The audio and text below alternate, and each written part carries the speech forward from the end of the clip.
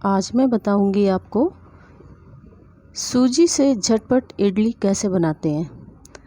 तो इस तरीके से मैंने सूजी 2 कप सूजी लेकर के उसमें एक कप दही डाला है, ताज़ा दही, और उसको 2 घंटे के लिए भिगो दिया है।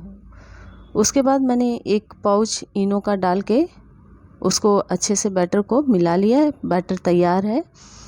अब इडली मोल्ड में हम ग्रीस करके उसको और इडली का जो बैटर तैयार किया है वो बैटर डालेंगे।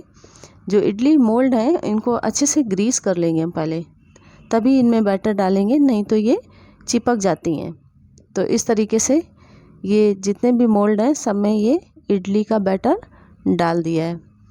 और ये ध्यान रखिएगा कि ये बैटर जो आप डालेंगे तो एकदम पूरा ऊपर तक ना भरें, क्योंकि ये एक के ऊपर एक सेट होंगे सारे मोल्ड, तो ये दब जाती हैं। इसलिए इनको फूलने के लिए थोड़ी जगह भी चाहिए। तो इनको पूरा नहीं भरना है, थोड़ा ध्यान रखना है इसका, और थोड़ा सा खाली रखना है। तो इस तरीके से जितने भी इडली के मोल्ड थे सभी को ग्रीस करके और उसमें चम्मच से इडली का बैटर डाल दिया है। बैटर डालने के बाद ये सारे मोल्ड हम एक साथ सेट कर लेंगे। और ये इस तरीके से देखिए सब तैयार हैं। ये बैटर डाल दिया है सब में, और इनको अभी एक साथ सब सेट कर लेंगे। अब जब इडली के लिए आप सूजी भिगोते हैं तो आप चाहें तो उसको कढ़ाई में उड़द दाल, चना दाल, करी पत्ता और राई डाल करके उसको सूजी में वो तड़का लगा करके भी भिगो सकते हैं, लेकिन मैंने वो नहीं डाला है, मैं बाद में तड़का लगाऊंगी। तो इस तरीके से ये इडली मोल्ड सारे सेट कर दिए। और सेट करने के बाद उधर मैंने गैस पे जो इडली का बर्तन है उसमें मैंने पानी, 1 गिलास पानी डाल करके उसको बॉयल होने के लिए रख दिया है। पानी तेज़ गर्म हो गया है। तो इस तरीके से ये इडली मोल्ड सारे उसमें सेट कर देंगे, इस तरीके से रख देंगे और इसका ढक्कन बंद कर देंगे। इसे हम एटलीस्ट 10 मिनट तक स्टीम देंगे।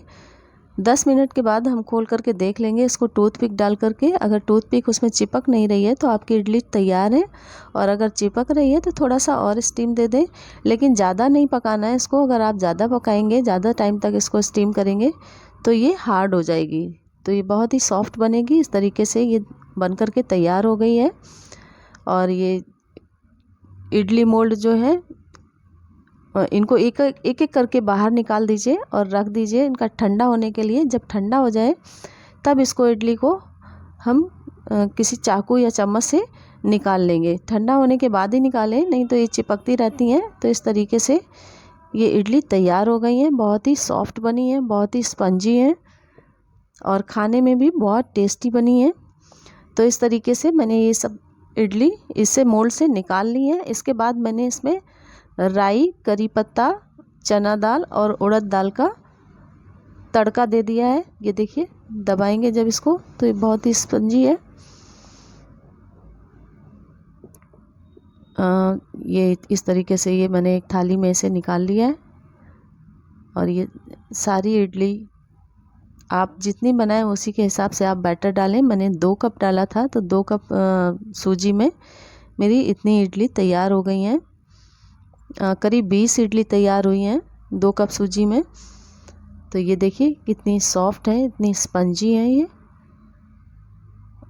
और बहुत ही टेस्टी भी हैं। आप इसे चाहे तो सांभर के साथ खाएं, चाहे नारियल चटनी के साथ खाएं। मैंने दोनों ही बनाए हैं, मैंने सांभर भी बनाया है और नारियल चटनी भी बनाई है, क्योंकि जब तक ये सारी चीज़ें नहीं होती तब तक इडली खाने का मज़ा नहीं आता, और मज़ा तभी आएगा जब सारी चीज़ें होंगी।